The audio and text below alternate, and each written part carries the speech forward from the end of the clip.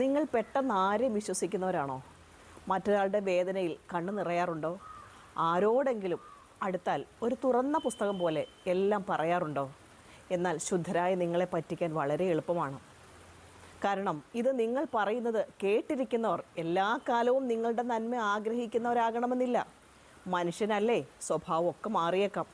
നമ്മുടെ ജീവിത ലക്ഷ്യങ്ങൾ, സ്വപ്നങ്ങൾ, രഹസ്യങ്ങൾ, ദൗർബല്യങ്ങൾ, നമ്മുടെ സമ്പത്ത്, ഇതൊന്നും ആരോടും വെളിപ്പെടുത്തരുത്.